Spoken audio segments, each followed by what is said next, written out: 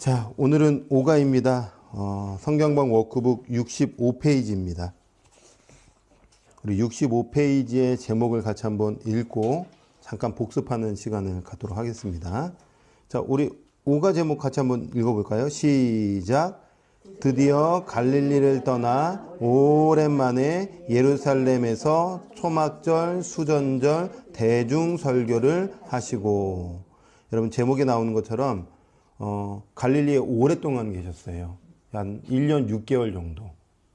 그래서 두 번째 유월절이 지나고 세 번째 유월절은 예루살렘에 올라가시지 않고 갈릴리 지역에 있다가 또 제자 투큰 훈련했다가 드디어 때가 됐을 때 오랜만에 예루살렘으로 올라가시는데 그 예루살렘에 올라가실 때가 언제냐면 초막절이에요. 왜 초막절에 올라가셨는가? 초막절에 무엇을 하셨는가? 그리고 3개월 뒤에가 수전절인데 수전절에는 또 어떠한 일들을 행하셨는가? 이런 우리가 질문을 가지고 같이 한번 오늘 예수님의 남은 6개월 과정을 공부해보는 시간을 갖도록 하겠습니다. 여러분 표에 보시면 우리 지금 벌써 여기까지 왔어요. 다 오셨어요. 우리가 지금 여기까지 공부했어요. 여기까지. 보이시죠? 여기를 이렇게 공부하신 거예요. 여기. 지금 이 과정 공부했고, 남은 게 이제 이 과정이에요.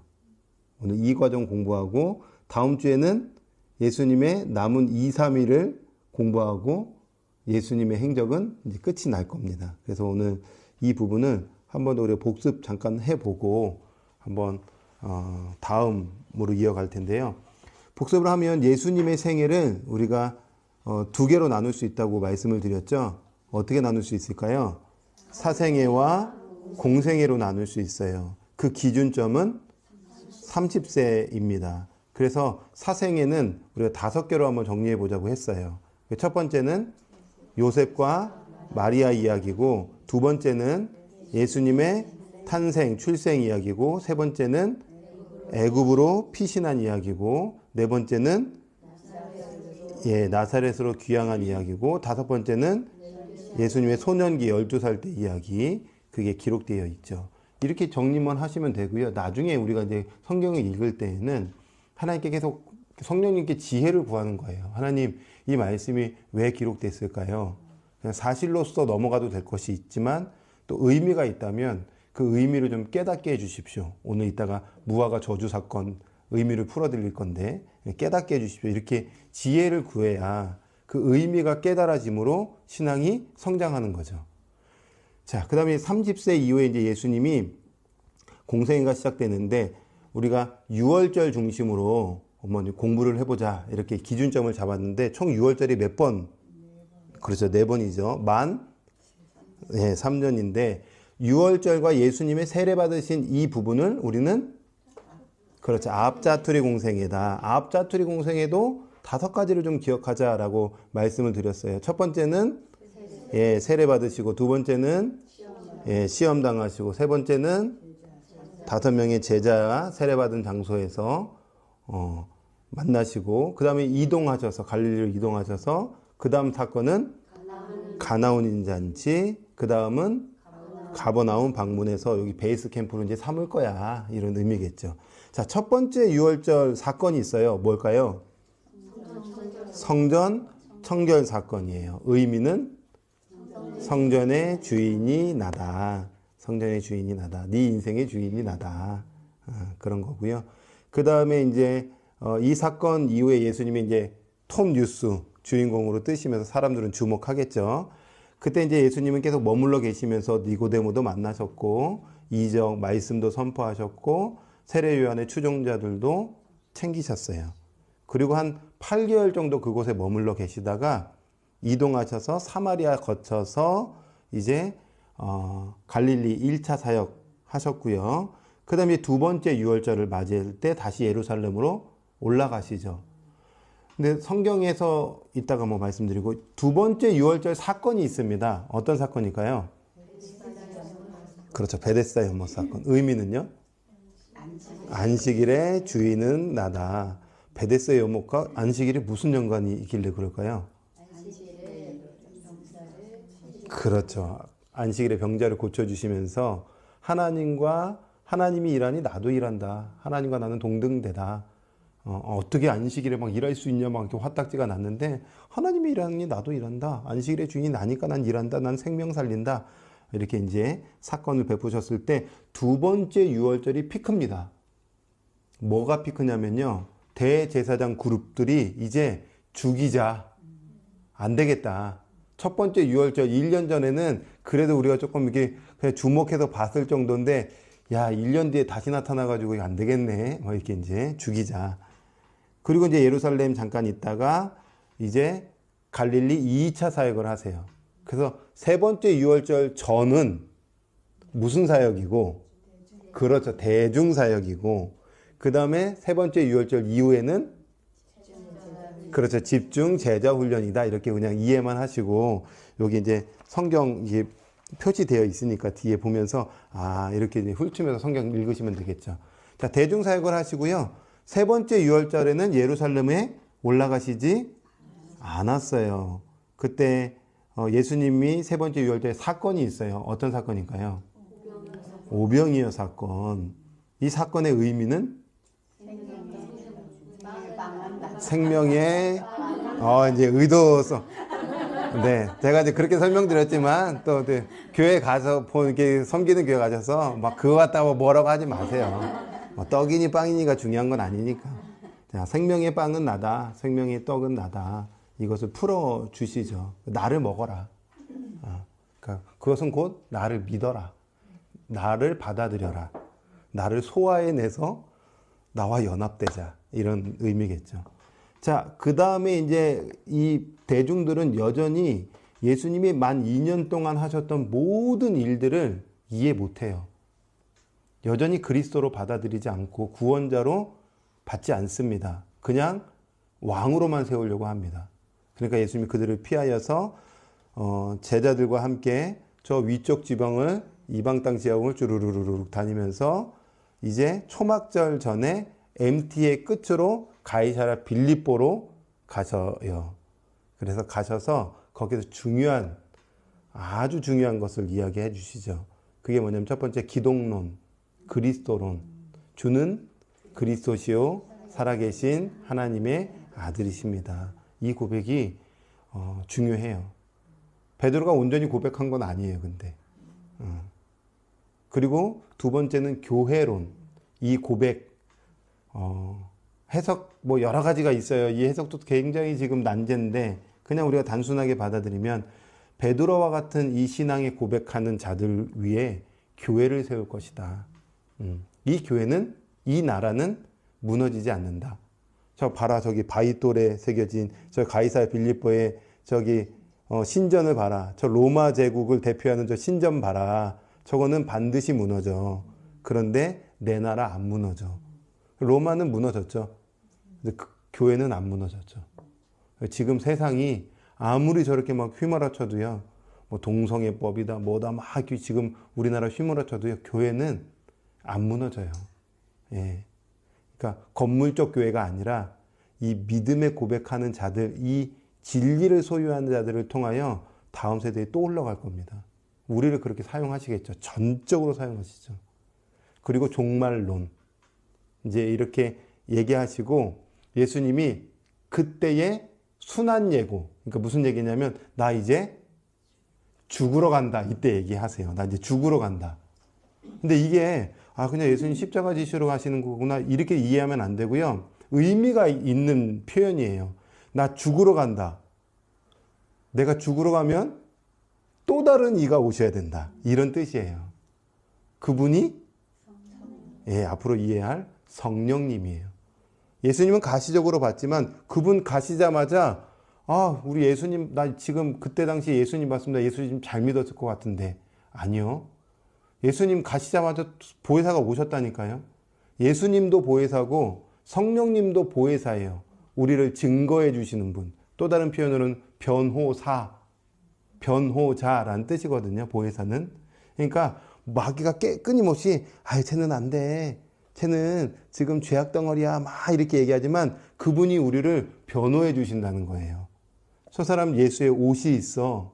저 사람은 의인이야 라고 성령님께서 변호해 주시는데 가자마자 오셨어요. 가서 10일 딱 오신 거예요. 그러면은 예수 그리스도를 못 봐도 그분이 우리 안에 오시니 우리는 그 예수님을 믿을 수 있고 받을 수 있고 연합될 수 있는 거죠. 보고도 못 믿는데. 그죠? 그렇게 예수님이 첫 번째 순환 예고, 나 죽으러 간다. 이제 가자. 하면서 오늘 예루살렘에 올라가겠죠. 자, 65페이지. 설명 길었지만 이제 정리하면서 가도록 하겠습니다. 65페이지에 표를 보시면요. 세 번째 유월절 지났고 이 초막절, 오늘날로 말하면 10월달입니다. 이때 초막절에 올라가셔서 오늘 초막절 설교를 한번 주목해 볼 거예요. 그 다음에 3개월 유대 사역 하시다가 수전절에 또 올라가세요. 그래서 수전절에는 또 어떤 설교를 하셨는지 오늘 설교 중심으로 한번 보시고, 또 3개월 요단 동편 베레아로 또 이동하세요. 3개월 거기에 또 사역하시고 드디어 네 번째 마지막 유월절 일주일 남겨놓고 예루살렘에 들어가시는데 이번에는 어떻게 들어가실까요? 마지막인데. 네, 나귀 타고 들어가세요. 왜 나귀를 타고 들어갔을까요? 왜 그런 퍼레이드를 했을까요? 퍼포먼스를 했을까요?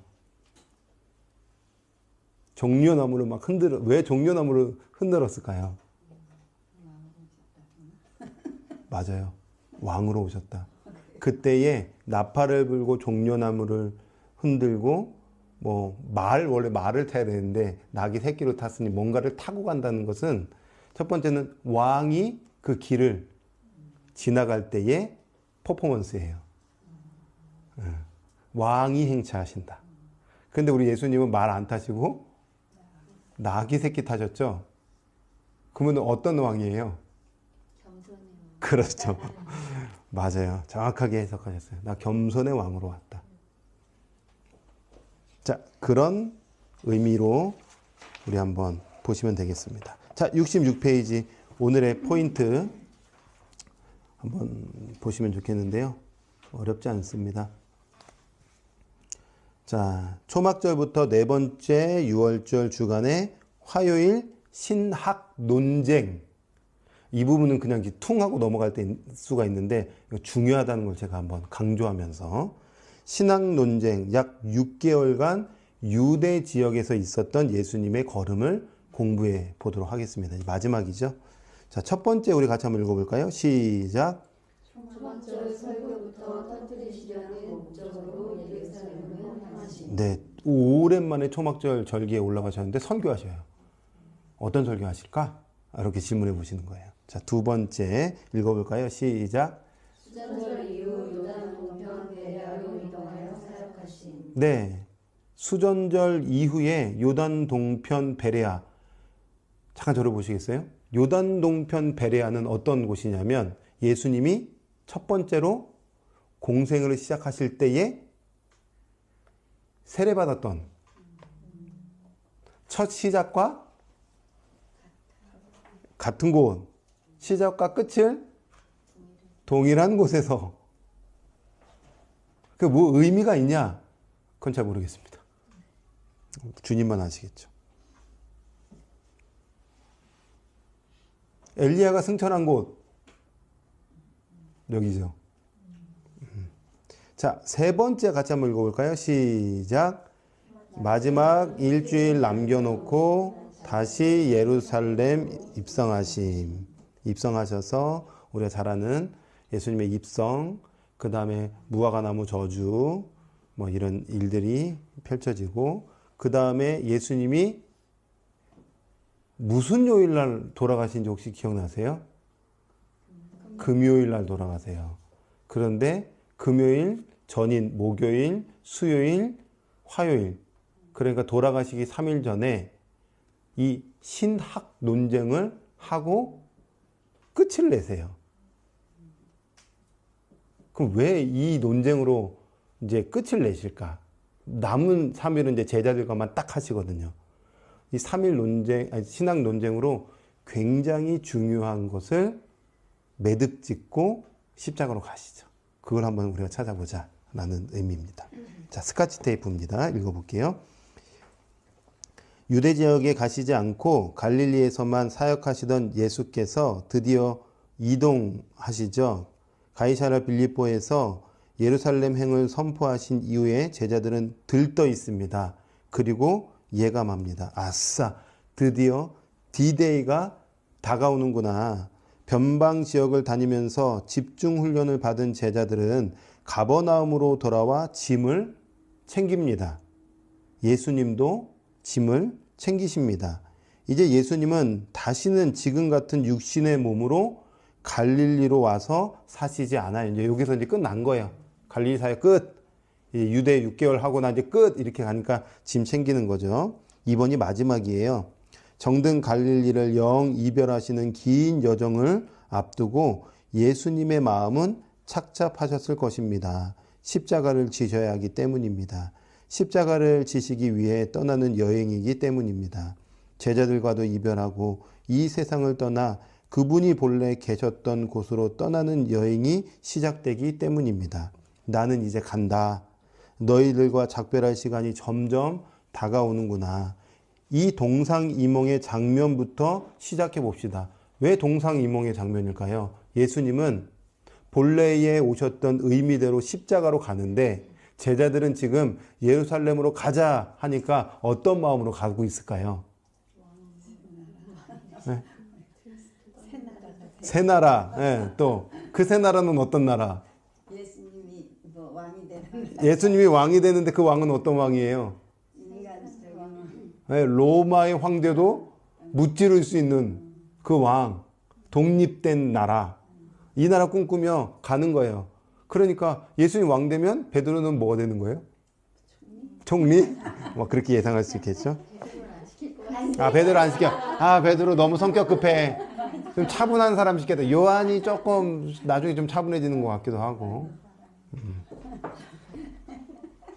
자, 이런 동상이몽의 장면부터 시작해 봅시다. 제자들은 여행 준비를 마치고 출발할 때 어깨에 훅가시가 혹 들어간 것 같아요. 비켜라, 드디어 우리가 예루살렘으로 진입한다. 드디어 그날이 온다. 민중도 예수님을 임금 삼으려 하지 않는가. 엄청난 기적과 능력을 지닌 모세와 같은 리더가 예수님 말고 누가 또 있겠는가. 로마 그쯤이야. 우린 독립할 수 있다. 막 이런 거대한 꿈을 가지고 그들은 올라가고 예수님 답답하고 이러고 가는데 글쎄 사마리아 사람들이 못 알아보고 그 일행을 푸대접하는 거예요. 그러니까 제자들이 그 푸대접하는 사마리아 보고 뭐라고 어떻게 했을까요? 예수님께 예수님 불을 내려서 저들을 쓸어버릴까요? 뭐 성경에 그렇게 나와요. 제 말이 아니라 불을 내려서 쓸어버릴까요? 막 우리 예수님 답답하죠. 그게 누가복음 9장 51절 56절에 불을 내려 쓸어버릴까 이 내용이 나온다는 겁니다. 자, 내용으로 들어가서 첫 번째 초막절 설교부터 터뜨리시는 목적으로 예루살렘으로 가세요. 자, 그러면 방가라 1번에 이제 초막절에 예루살렘으로 가시니 지역은 어디에서 어디로 이동할까요? 그렇죠.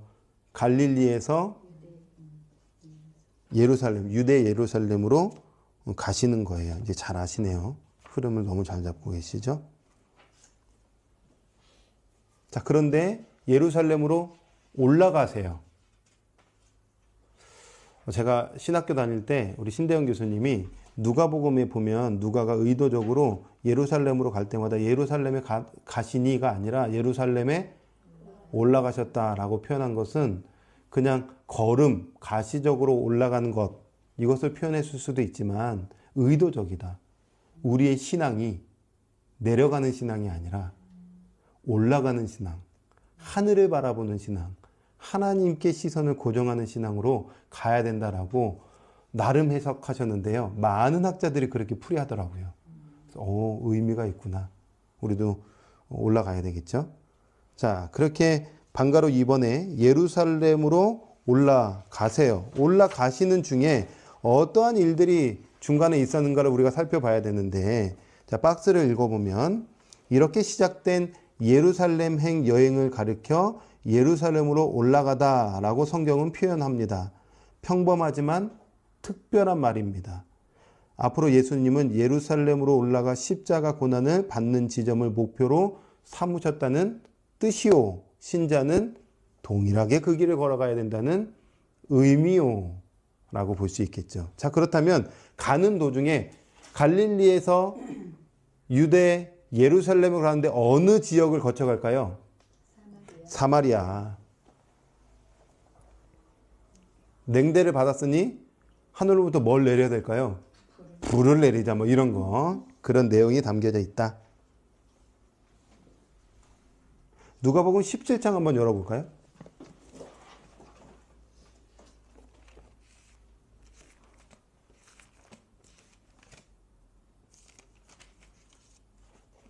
(11절)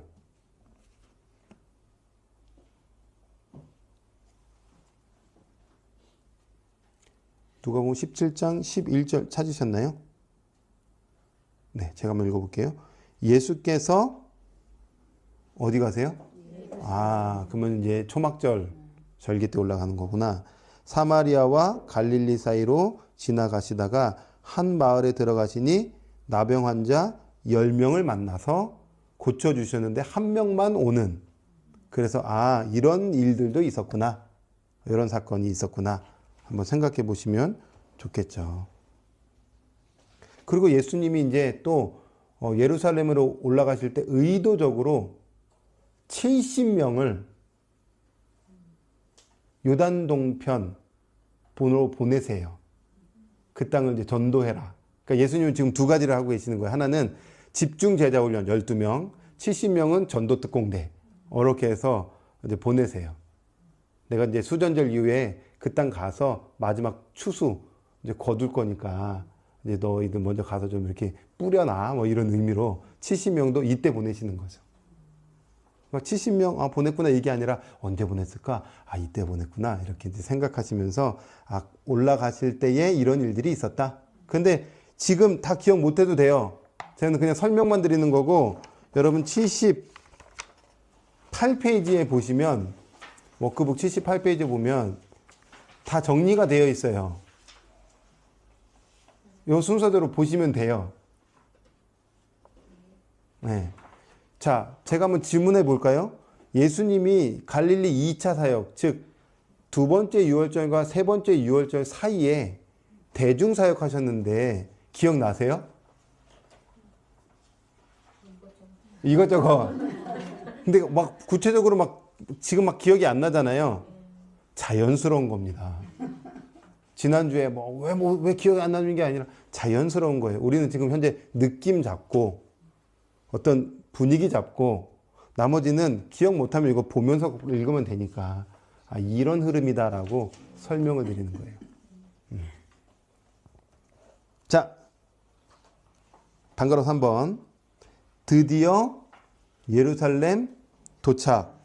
성전에 나타나 초막절 설교를 터뜨리세요. 자, 그런데 잠깐 저를 보시겠어요? 지금 초막절 절기에 올라갈 때에 예수님의 동생들이 있었을까요? 없었을까요?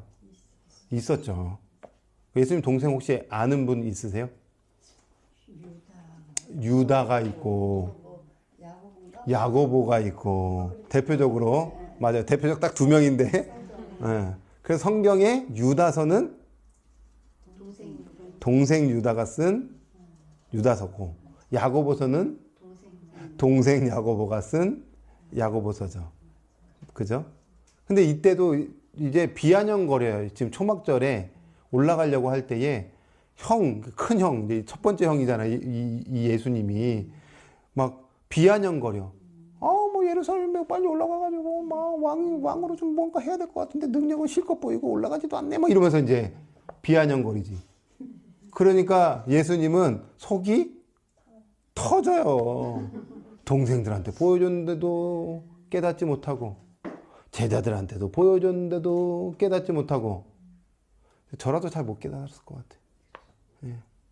저희 이제 만약에 큰 형이 있으면, 형이 없지만 형이 갑자기 난 그리스도야 그러면은 형 이상한데 난 메시아야 나는. 그게 어떻게 쉽게 받아들여요. 그러니까 이 믿음의 사건은 은혜의 사건이에요. 선물이죠. 내 이성으로 막 될 수 있는 게 아닌 거예요. 자, 이런 분위기 속에서 여튼 초막절에 올라가셨다. 그리고 설교하신다. 이 설교를 오늘 주목해 보자라는 겁니다. 자, 방가로 1번에, 양가로 1번에 예루살렘 성전의 분위기를 예감해 보십시오. 이거는 뭐 그냥 편안하게 한번 얘기해 보면 좋을 것 같아요. 어떤 분위기일 것 같아요? 예루살렘에 지금. 예루살렘에 누가 있죠? 제사장. 그렇죠. 제사장 그룹, 대제사장 그룹, 또 바리새인, 또 사두개인, 또 뭐 율법학자, 뭐 이런 사람도 있겠죠. 분위기는 이제 꼬투리만 잡아 죽이려고. 정답. 그거 하나예요. 어떻게 꼬투리, 이미 사실 꼬투리는 잡혔죠. 두 번째 유월절 사건에. 안식일의 주인은 나다. 그러니까 이제 잡아서 죽이는 것만 남았는데 뭔가 좀 명분이 조금 부족한 것 같았고, 대중들은 여전히 예수님이 너무 좋아. 그리스도로 좋은 게 아니라 떡 주니까 좋고, 죄송해요, 빵 주니까 좋고, 뭐 이런 게 너무 좋은 거예요. 자, 이때에 예수님이 이 분위기 속에서 보세요. 제가 예수라고 한다면 여기는 이 대제사장 그룹은 다 저를 죽이려고 하는 거예요. 예를 들어서 예수님을 죽이려고 하니, 예수님은 설교의 도입 부분에 뚱구름 잡는 얘기하면 안 되잖아요. 그들의 마음을 그냥 비집고 들어가가지고 그 마음을 깨뜨리시는 것부터 시작해야 되는데, 그들의 마음에 가득 찬 건 뭐냐면 죽이자. 그럼 예수님은 반문하세요. 왜 나를 죽이려 하느냐? 이거부터 이제 질문하시는 거죠. 자, 요한복음 7장입니다.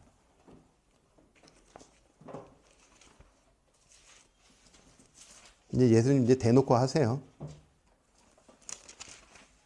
그동안 때가 아니었기 때문에 좀 이렇게 이제 막 이렇게 하셨는데, 이제 대놓고 그들의 마음에 질문을 하시죠.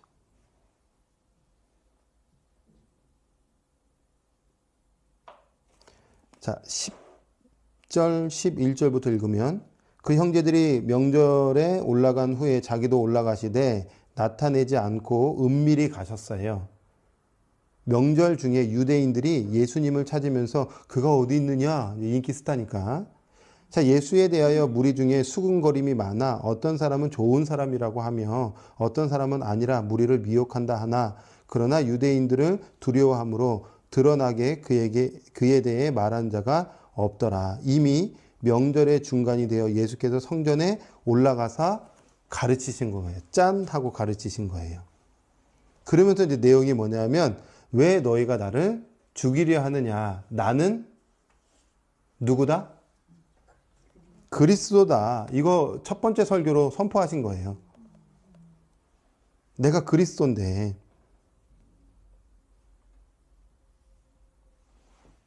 자, 68페이지의 첫 이슈. 왜 너희는 나를 죽이려 하느냐? 내가 그리스도인데. 그들은 왜 죽이려고 했냐? 안식일에 일을 했으니까.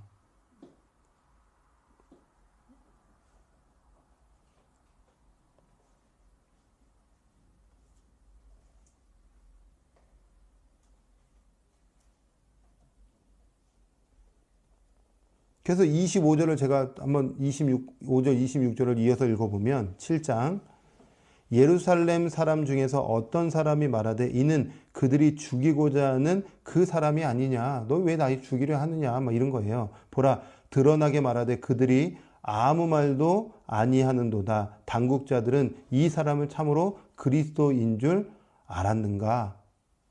질문하는 거예요. 그리고 이제 오랜 시간 동안 내가 그다. 내가 그리스도다. 라고 설교하신 거죠. 자, 다음으로 이 초막절의 두 번째로 우리 예수님이 본인이 그리스도다라고 드러내시면서 구약의 말씀을 끄집어 와서 설교를 하세요. 그 설교가 뭐냐면 생수설교예요.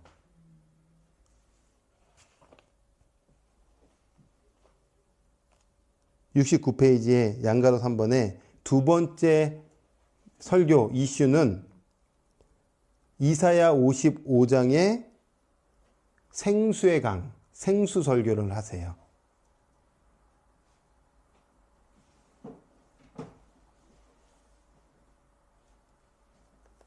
자, 잠깐 한번 우리 성경으로 한번 확인 한번 해보시죠. 37절입니다. 요한복음 7장 37절.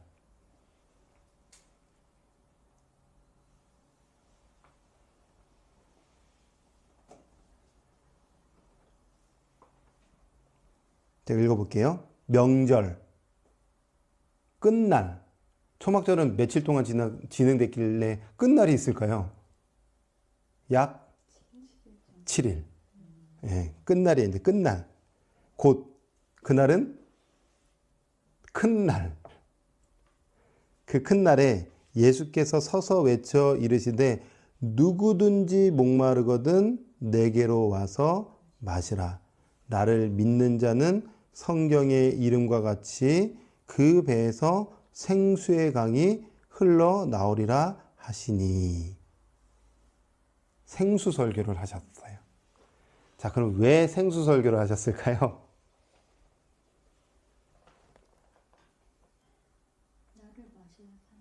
나를 마셔야 산다. 맞아요. 그게 핵심이죠. 자, 그런데 이 날은 명절의 끝날이에요. 마지막 날에, 초막절 마지막 날에는 퍼포먼스가 있어요. 어떤 퍼포먼스가 있냐면 실로암 목가로 가서 실로암 목가에서 물을 떠서 제단에 가지고 와서 제단 위에 물을 부어요.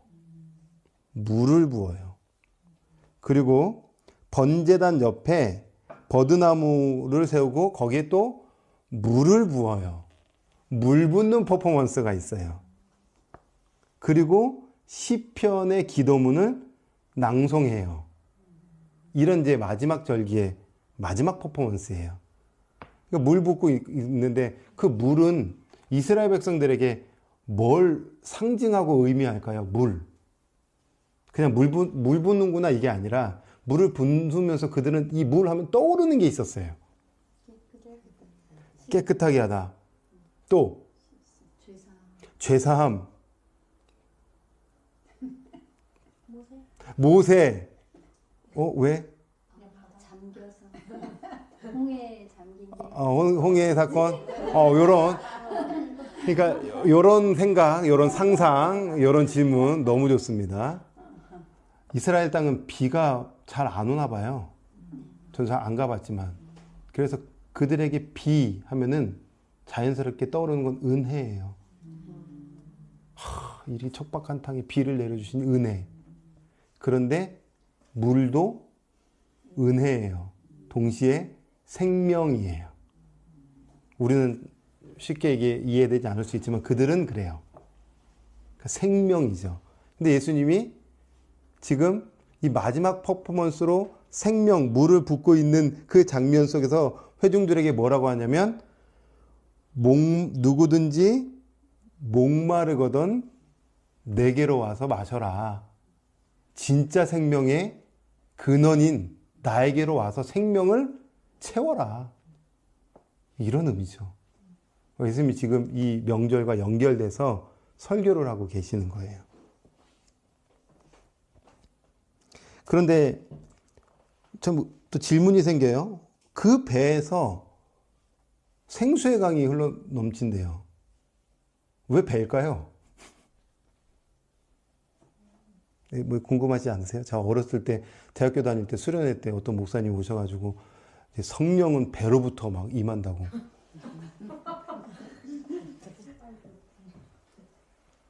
웃겨요? 그러니까 이게 이렇게 웃긴 얘기인데 그때는 그 목사님 말씀이 단 줄 알고 막 배로부터 막 성령이 임할 줄 알고 막 그렇게 기도했는데 이상했어. 그게 아닌데. 네. 왜 배일까요? 이런 질문들 빨리빨리 대답해줘야지 의미가 있겠죠. 배는 사실 또 다른 의미로는 속, 마음 이런 의미를 갖고 있어요. 그러니까 영혼, 성령이 우리의 영혼에 임하여서 우리 마음에 임하여서 생명으로 충만케 한다는 거죠.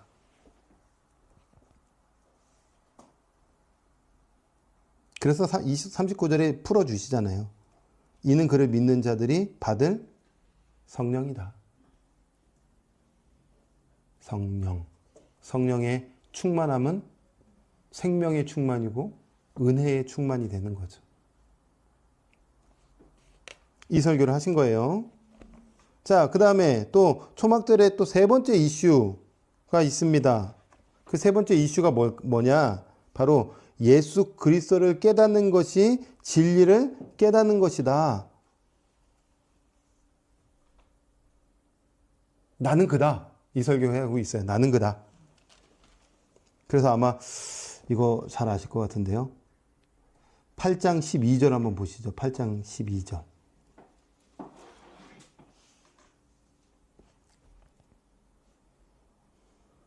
요한복음 8장 12절 세 번째 예수님의 말씀이신데 예수께서 또 말씀하여 이르시되 한번 읽어보세요.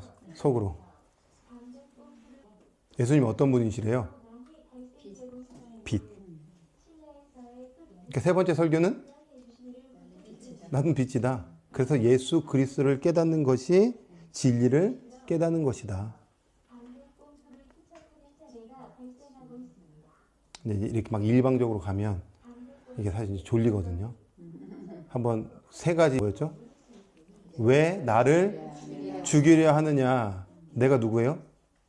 그리스도네. 두 번째 설교 이슈가 뭐죠? 생수의 그렇죠. 생수의 강 설교, 생수 설교. 세 번째는요?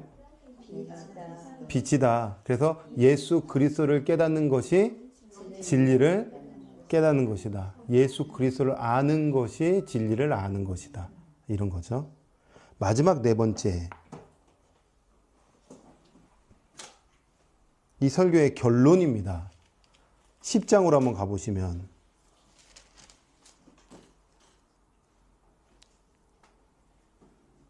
10장 11절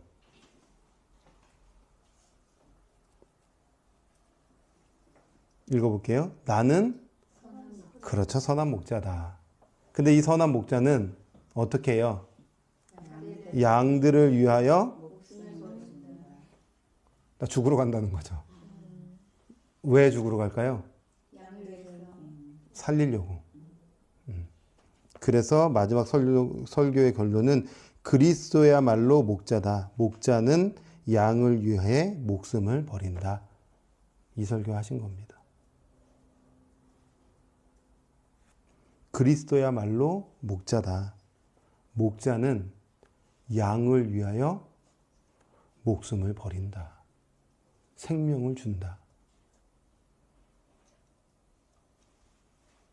이 신자의 방향성이죠. 자, 네 가지로 한번 예수님의 설교를 한번 정리해 볼 수 있을 것 같아요.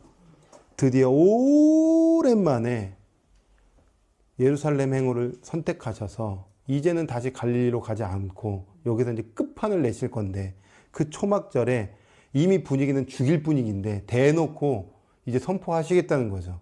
그 첫 번째, 너희가 왜 나를 죽이려 하느냐? 나는 그리스도야. 너희가 기다리는 그 그리스도야. 그래서 뭐 나중에 성경 읽어보면 또 이해가 될 겁니다. 두 번째는요. 그렇죠. 생수. 누구든지 목마르거든 내게로 와서 마셔라. 나만이 영생을 줄 수 있고 나만이 생명 마르지 않도록 채워줄 수 있다. 나를 먹어라, 마셔라, 믿어라 라는 뜻이겠죠. 세 번째 설교는요. 나는 빛인데 즉 예수 그리스도를 깨닫는 것이 진리를 깨닫는 것이다. 그래서 우리가 잘 알고 있는 요한복음 8장 몇 절에 32절인가요? 진리를 알지니 진리가 너희를 자유케 하리라. 자유하세요? 신앙생활에 자유 있으세요? 왔다 갔다. 네, 정직해서 좋아요. 네. 네 번째 설교 이제 핵심의 결론은 나는 선한 목자다. 그리스도야말로 목자다. 목자는 양을 위해서 나 그래 죽으러 왔다는 겁니다. 죽어야 삽니다. 그리스도가 죽어서 부활하심으로 생명 주셨듯이 바울이 날마다 죽노라라고 고백했듯이 죽어야 됩니다. 죽어야 합니다. 자, 이 초막절의 네 가지 포인트 둘씩 짝져서 정리 한번 해보시죠. 둘씩 짝져서. 자, 초막절 설교 마무리했고요. 이제 초막절 이후에 표에 보시면 예수님이 초막절 설교하시고 예루살렘에 3개월 동안 지내시다가 수전절, 12월 달 수전절 맞이하자 수전절에도 설교를 하시는데 잠깐 이 3개월에 또 예수님 가만히 있지는 않으셨잖아요. 어떤 일들을 하셨는가? 이거는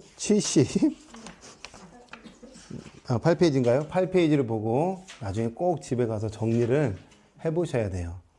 그래서 율법사의 질문도 있었고 마리아 마르다 사건도 있었고 또 한 번의 주기도문 사건도 있었고 70인의 전도 보고도 받았고 또 맹인도 치유해 주셨고 뭐 이런 일들이 있었는데 나중에 꼭 정리를 해보시면 도움이 될 것 같습니다. 자, 두 번째 이제 수전절이에요. 수전절도 예수님은 또 절기 때 대중들이 많이 모여 있다 보니까 중요한 설교를 하시죠. 그게 뭘까 한번 고민해 보시면 좋겠는데요. 71페이지 박스를 먼저 읽어보면 예수께서는 12월 25일 수전절 명절에 다시 예루살렘 성전에 나타나십니다. 당국자들은 지금 굉장히 난감합니다. 체포하자니 민중이 따르고 그냥 있자니 자기네들은 허수아비격입니다. 지난번 초막절에 나타나서 분명하게 공적으로 자신이 하나님의 아들이요 그리스도라고 말했습니다. 당국자들은 받아들이기 어려웠습니다. 그러니 예수님에 대해 어떻게 처신해야 할지 난감합니다. 그런데 또 나타났어요. 도대체 왜 자꾸 우리의 마음을 쫄리게 하쇼? 그리스도거든 분명히 말하쇼. 아니 지금 2년 거의 3년 내내 말하고 있는데 참 징하죠. 우리가 그렇게 징해요. 유대인들만 징한 게 아니라 나도 그렇게 징하고 40년 내내 징할 거야 우리 주님이. 자, 내가 이미 말했어도 당신들이 믿지 않는 거요. 이런 대화로 시작되는 것이 수전절 이야기입니다. BC 165년경에 마카비 혁명으로 독립하면서 성전을 청결케 한 사건, 그것이 수전절인데 그때 어떤 설교를 하셨는가? 방가로 1번에 예루살렘에 또 나타나셔서 설교를 하시죠. 10장 22절에서 39절. 요한복음 10장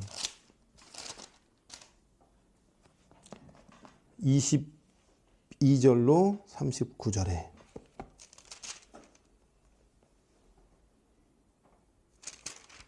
22절 제가 한번 읽어볼까요?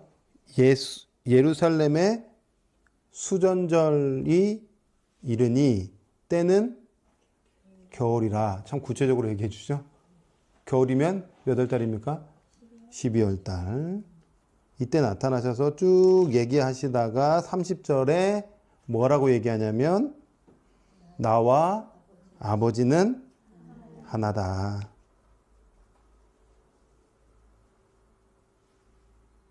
(35절에) 성경은 패하지 못하나니 하나님의 말씀을 받은 사람들을. 여러분 하나님 말씀 받았어요? 하나님 말씀을 받으셨어요? 그리스도를 믿으세요? 그럼 여러분 뭐예요?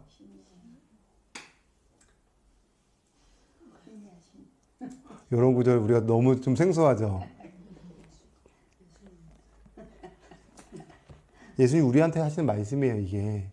여기 이 시는 데오스, 우리가 말하는 하나님이라는 뜻이에요. 우리 그럴 존재라는 거죠. 지금 이렇게 말하는데 이렇게 얘기하면 이제 이단 되는 거예요, 갑자기. 아, 성경이 그렇게 얘기했는데. 그러니까 우리가 성경을 잘 봐야 되는 거죠. 그러니까 예수님은 지금 뭐라고 얘기하시냐면 수전절에 나타나셔서 하나님과 나는 하나다. 나는 곧 하나님이다. 나는 하나님의 아들이다. 라고 말씀하신 거예요. 한 번 더. 당신은 누구십니까? 예수 그는 누구신가? 내가 그렇게 얘기했는데 또 한 번 얘기할게. 하나님과 나는 하나야. 나는 곧 하나님이야. 나는 하나님의 아들이야. 하나님과 나는 동등해. 수전절에 딱 이 말씀 하시는 거예요. 정리해 볼까요? 초막절에 어떤 설교 하셨어요? 왜 그러냐. 너희 왜 그러냐? 왜 나를 죽이려 하냐? 나는 그리스도인데. 또 생수 설교 또 그다음에 예수를 깨닫는 그것이 진리를 깨닫는 것이다. 빈 얘기. 그다음 또요. 선한 목자. 예. 양을 위해 목숨을 내어준다. 수전절에 나타나셔서 아주 간단하게 심플하게 설교하시죠. 뭐죠? 하나님과 나는 하나다. 나는 곧 하나님이다. 라는 것을 이야기하시는 설교. 수전절 설교를 하신 거죠. 이후에 이제 어디로 가시냐면 여기로 가세요. 요단 동편 베레아. 예수님의 세례를 받았던 그 지역으로 가셔서 이제 귀한 사역들을 하시는 거죠. 3개월 사역 몇 페이지를 보면서 정리하시면 될까요? 그렇죠. 78페이지, 9페이지 보면서 정리를 하시면 되는데 79페이지 한번 열어보세요.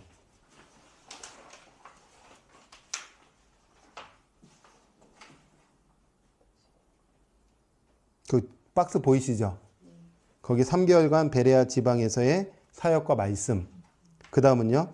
베레아에서 예루살렘으로 들어오는 길에 세 번째 순환예고. 순환예고가 뭐죠? 나? 그렇지. 십자가니다. 나 죽는다. 그리고 요한과 야고보의 어머니가 이때 예수님께 청탁했어요. 무슨 청탁했을까요? 오른쪽 왼쪽에 이제 장관으로 좀 세워달라 뭐 이런 의미겠죠. 참 엄마의 마음이니까 이해해 주세요. 네. 자, 베레아에서 예루살렘으로 들어오시는 길에 여리고에서 소경, 삭개오, 아까 말했던 우리 권사님 봤던 뽕나무, 돌감람나무, 그때 그 사건 또 이렇게 하면서 만나시죠. 네, 그렇게 베레아에서 사역 3개월 사역을 마치시고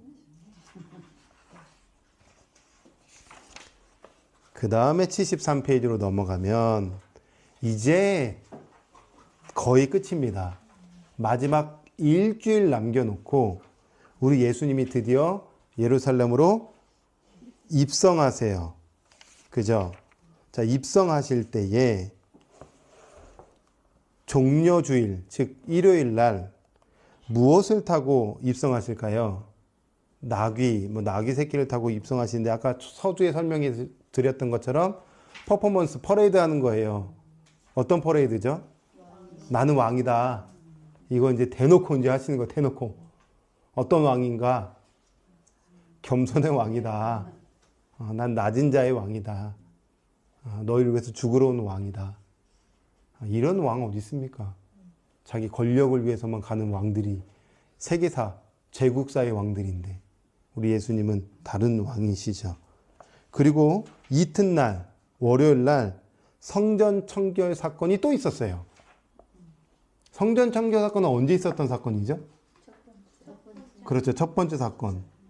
그런데 3년이 지났는데도 여전히 안 바뀌죠. 그렇게 안 바뀌어요. 완악한 거예요. 그래서 또 한번 뒤집어 엎으시는 사건. 그리고 이제 화요일 날 신학 논쟁 전에 무화과 나무 이제 저주 사건도 있고, 이 산을 옮겨 바다로 던지우라 하면은 옮겨질 것이요. 뭐 이런 얘기들을 하시는데, 뭐 대표적으로 한번 왜 무화과 나무를 저주하셨을까? 그것도 한번 고민해 볼 필요가 있어요. 이제 끝판이니까. 아까 이제 우리 추은주 성도님한테 여쭤봤던 것 중에 무화과 나무는 우리나라에서는 열매가 1년에 한 번, 유대 땅은 5번. 그런데 이때 우리가 표현하는 것은 다 무화과 이렇게 하지만 유대인들이 쓰는 무화과는 용어가 두 개예요. 하나는 파게라는 무화과가 있고요. 그 다음에 어떤 무화과가 있을까요? 테나라는 무화과가 있어요. 이게 이제 무화과 종류가 다른 게 아니라 첫 번째로 맺히는 무화과는 파게예요. 그 다음부터 열리는 모든 무화과는 테나라고 표현하는 무화과예요. 여기까지 이해가 되세요? 그래서 예수님이 벳바게, 베다니 이런 지역으로 다니셨잖아요. 지금 마지막에 성경 보면 그렇게 표현되어 있거든요. 벳바게는 어떤 의미가 있냐면 베트, 이 집이라는 뜻이에요. 파게. 그럼 벳바게는 우리나라 말로 표현하면 뭐예요? 무화과집. 베다니는요, 베트, 집과 테나, 무화과집. 이해가 되세요? 벳바게, 베다니 다 뭐가 있는 곳이에요? 혹시 기억나세요? 벳바게나 베다니 혹시 거기나 기억 안 나고. 하여튼 그러면은 무화과 동네라는 거예요, 한마디로. 그럼 예수님 지금 무화과 동네에 다녔었던 거죠. 자, 그런데 여튼 예루살렘에 가셔서 첫 번째 지금 이제 무화과를 딱 봤는데 이때는 4월 달이에요. 무화과는 4월부터 이제 3, 4월부터 열매가 맺혀져야 돼요. 첫 번째 열매죠. 그 첫 번째 열매는 안 먹어요. 맛없어서. 그게 이제 따거나 이제 떨어지면 두 번째 무화과부터 맛있고 달고 이러니까 테나 무화과부터 먹어요. 테나.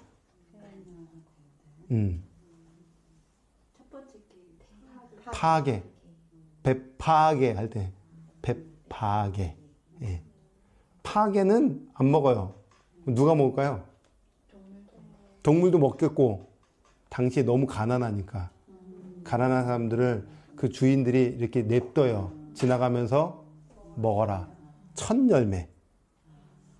근데 무화과 나무를 저주했네요. 그러면 어떤 열매가 맺혔어야 돼요. 첫 번째 열매가 맺혔어야 되겠죠. 그 첫 번째 열매는 어떤 이름이 뭘까요? 파게가 맺혔어야 되는 거예요. 이스라엘 백성들은 하나님 안에서 첫 열매와 같은 민족이에요. 근데 열매가 그들이 있어요, 없어요? 그 예수님은 지금 이 무화과 나무 저주 사건을 통하여서 민족의 상황을 보여주고 계시는 거죠. 열매 없는 이스라엘 백성들. 그리스도가 와도 그리스도를 받지 못하는 백성들. 이거를 이제 이해를 못하면 이제 철학자 러셀처럼 우리 예수님은 인격적이지도 않고 무자비하고 뭐 이렇게 하면서 어떻게 무화과 나무를 저주할 수 있냐 뭐 이렇게 표현하겠지만 의미는 그렇다. 이거는 예루살렘에서 오랫동안 공부하셨던 류모세 선교사님이 기록한 책에도 있고 지금 학자들은 다 이렇게 잘 이해하고 있답니다. 그러니까 예수님이 마지막 이제 일주일 남겨놓고 이 저주의 사건을 통해서 그리스도가 없으면 심판이라는 거예요.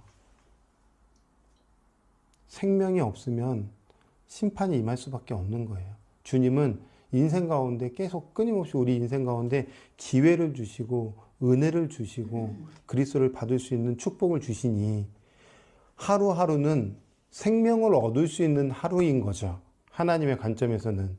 오늘 하루는 열심히 일을 해서 돈을 버는 것은 우리의 열심이겠지만 하나님의 관점에서는 내가 오늘 하루 호흡하게 한 이유는 오늘도 그 생명 누려라. 오늘도 그 생명 전해라. 생명의 하루가 돼야 되는 거죠. 그런 의미에서. 자, 그리고 이제 화요일 날 마지막 전쟁이 펼쳐집니다. 그게 바로 신학 논쟁입니다. 74페이지. 박스를 읽어볼게요. 우리가 성경을 읽을 때 대제사장과 바리새인들이 서기관과 바리새인들이라는 용어를 많이 보았습니다. 그동안은 그냥 스쳐 지나갔을 수 있습니다. 그러나 성경이 읽어지는을 공부하면서는 이것이 그러한가 살펴보며 가고 있으니까 다시 보여야 합니다. 그 단어들이 대제사장과 서기관, 율법학자, 백성들의 장로, 사두개인, 바리새인이라는 표현은 사복음서에 끈질기게 나오는 주인공 캐릭터입니다. 좋은 거예요? 나쁜 거예요? 나쁘죠? 네. 예수님과 제자들만 주인공이 아닙니다. 못지않게 역할이 대단했습니다. 그런데 지금 여기까지 와서도 여전히 마지막까지 등장합니다. 내일 모레면 우리 예수님께서 체포되어 재판받고 처형되십니다. 이들한테 당하실 것입니다. 그렇다면 엊그제 퍼레이드 하면서 예루살렘 성 안으로 떠들썩하게 입성한 예수를 어떤 식으로 대해야 할지 감이 잡힐 겁니다. 오가는 이야기는 보통 이야기가 아님을 눈치채야 합니다. 이제는 예수님의 스토리가 서서히 결말을 향해 가고 있는데 매듭이 지어져야 한다 이 말입니다. 이제 이들에게도 매듭 짓겠다는 겁니다. 대중들에게는 이제 매듭 졌고요. 마지막 이 신학으로 가득 찬 당시에 입법, 사법, 나라, 이 예루살렘 전국을 지금 다스리고 통치하는 이 기득권 세력들과 한판 진리 매듭 짓고 이제 끝내겠다는 거예요. 근데 그동안 대중들에게는 어떻게 매듭 졌냐면 고쳐주고 귀신을 쫓아주고 약자들과 돌봐주고 감싸주고 그 다음에 초막절의 마지막 날에 그 가늠한 여인이 잡혔던 그 사건을 통해서 우리 예수님 마지막 그 바닥에 막 그저그저 이렇게 글을 쓰시거든요. 그 너희 중에 죄 없는 자가 돌로 쳐라. 이거를 마지막 이렇게 삽입시켜 놨어요. 어떤 사본에는 있고 어떤 사본에는 없기 때문에 이렇게 박스 해놔가지고 표시를 해놨어요. 나중에 이제 뭐 사본학 배우면 좀 이해가 가시겠지만, 그러니까 어떤 사본에는 이게 없다는 거예요. 퉁 하고 없애버렸어요. 근데 소사본에는 이게 있어요. 왜 들어갔냐? 마지막 초막절을 큰 날에는 축제의 날입니다. 어떤 축제의 날이냐? 하나님이 우리에게 풍요를 주는 날, 우리의 생명을 살리는 날, 우리가 자유케 된 날, 기쁨의 날, 마지막 날에 이 축제의 날에 여인 잡아와가지고 죽이려고 하니 풍요를 얻은 너희가 누구로부터 이 풍요를 얻었어? 근데 정죄할 힘이 있어? 죄 없는 사람 돌려 쳐. 그러니까 은혜 지금까지 퍼레이드 하면서 너무 좋았는데 축제하면서. 그러니까 도망가는 거죠. 이렇게 대중들에게는 이런 진리와 함께함으로 매듭이 졌다면 이 강력한 완악한 세력들에게는 또 다른 방법으로 매듭을 져야 되는데 그게 신학 논쟁이에요. 어떻게 케이오페를 시키시는지 우리 이제 그 사건을 보자는 거죠. 한마디로. 자, 4번 75페이지에 그 화요일 신학 논쟁. 당신 누구요? 예수 당신 누구요? 좀 분위기가 잡히시죠? 자, 끈질기게 흐르는 사복음서의 관점은 뭐였죠? 예수 그는 누구신가? 당신 누구요? 지금 이제 이 신학자들이 와서 물어본 거예요. 그러니까 예수님 뭐라고 얘기했냐면, 니네 얼마 전에 있었던 세례 요한 이해해 못해. 걔들 그 세례 요한도 이해 못하는데 나를 어떻게 이해해? 이렇게 이제 대꾸하신 거예요. 그 세례 요한은 어떤 인물이죠? 어떤 의미죠? 선지자의 대표죠. 어떤 대표예요, 근데? 선지자의 대표 중에 조금 더 구체적으로 얘기하면? 엘리야잖아요. 근데 엘리야는 구약의 선지자 대표요. 또 신약을 읽는 사람이요. 그리고 결계 세례 요한은 구약을 의미하는 사람이라는 거예요. 네. 그래서 엘리야가 올 것이다 하고 이제 말라기가 탁 커튼이 닫힐 때 엘리야가 등장하잖아요. 진짜 엘리야 말고 그 영성, 그 구약을 옷 입은 사람, 그 사람 딱 왔을 때 깨달았어야 되는 거예요. 온 유대인들이 저 사람 엘리야네. 약대 털옷을 입었는데 엘리야처럼 약대 털옷을 입고 저 허름하게. 그럼 이제 누군가가 등장하겠네. 그거를 봐야 되는데 니네 세례 요한이 왔는데도 그 외침도 깨닫지 못했잖아. 나를 깨달을 수 있겠어? 이렇게 이제 댓글을 하신 거죠.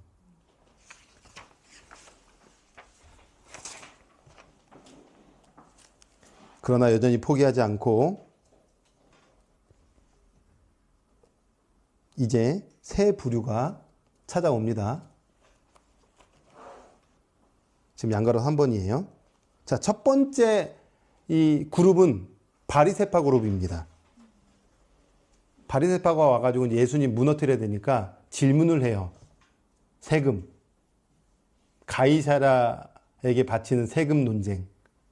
그때 어떻게 해야 됩니까? 이제 질문하거든요. 그러니까 예수님 뭐라고 대답하냐면 가이사의 것은 가이사에게.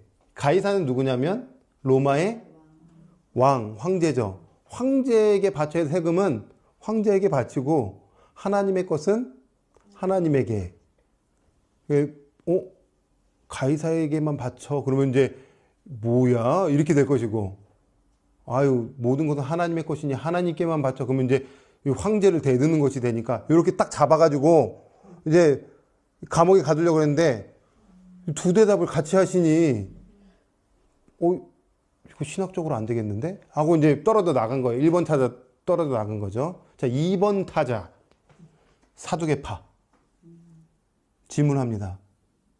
부활 가지고 이제 신학적으로 이제 질문하려고 하는 거예요. 부활. 사두개파 사람들은 부활을 믿지 않아요. 부활은 없다라고 생각을 해요.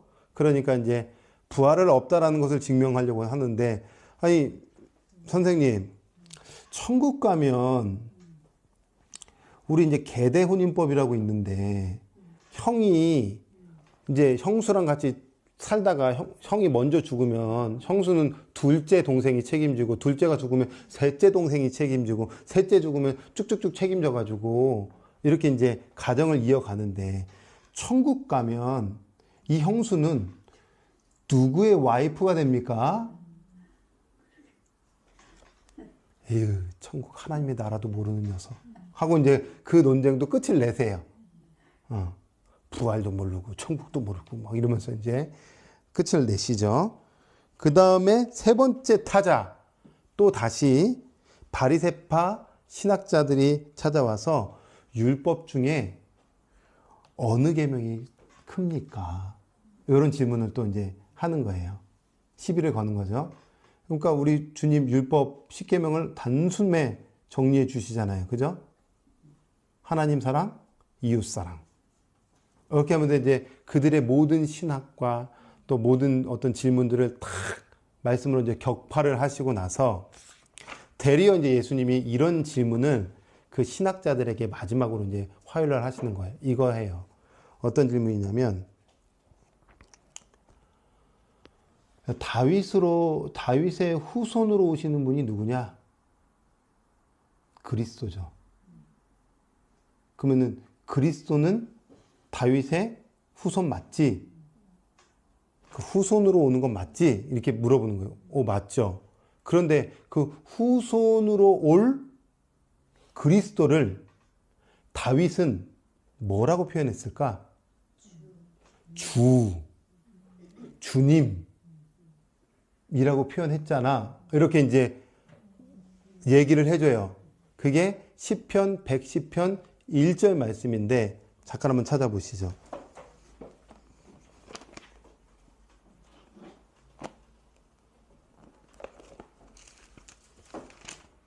시편 110편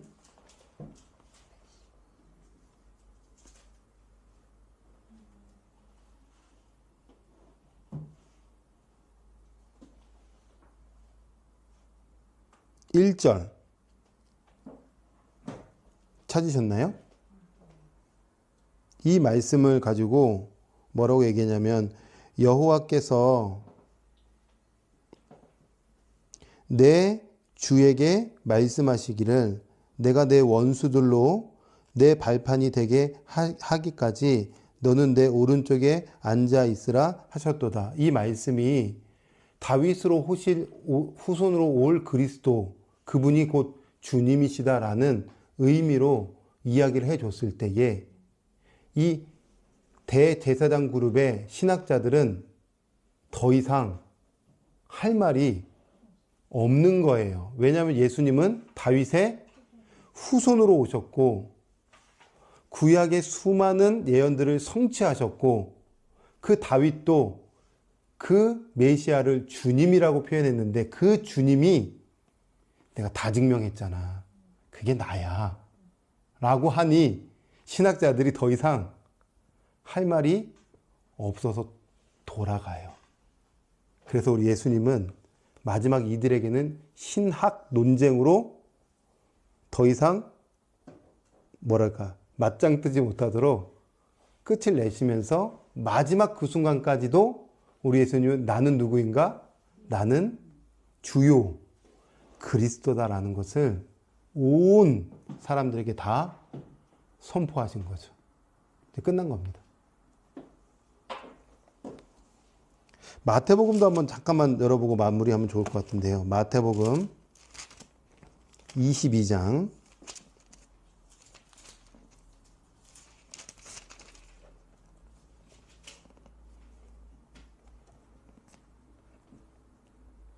41절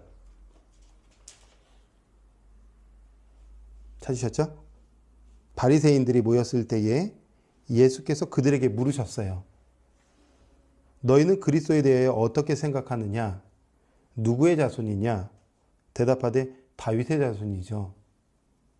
이르시되 그러면 다윗이 성령에 감동되어 어찌 그리스도를 주라 칭하여 말하되 주께서 주께 이르시되 내가 내 원수를 내 발 아래에 둘 때까지 내 우편에 앉아 있으라 하셨도다 하였느냐. 성령에 감동되어 그 그리스도를 주라고 표현했는데 이건 뭐라고 해석할래? 그게 난데 이렇게 된 거예요. 그래서 모든 것을 끝내셨다. 그러면 이제 죽는 것밖에 없죠. 이렇게 예수님은 마지막 6개월의 유대 사역을 완성하셨다라는 것입니다. 그래서 초막절 설교, 수전절 설교, 그 다음에 신학 논쟁까지 우리 예수님의 걸음이 거침없이 흘러가셨다라는 그 흐름 속에서 여러분 성경을 읽고 우리도 다윗처럼 성령님께서 깨닫게 해주셔서 진리가 보일 수 있도록 기도를 하셔야 되고 그분이 내 안에 온전히 임할 수 있도록 늘 갈망해야 되겠죠. 네, 여기까지입니다. 네. 혹시 궁금한 거 있으세요?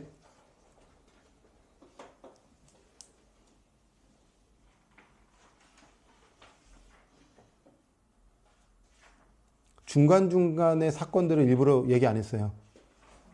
네. 그럼 이제 찾으셔서 보시라고. 그것까지 얘기하면 이제 너무 이제 막 머리가 아프기 때문에.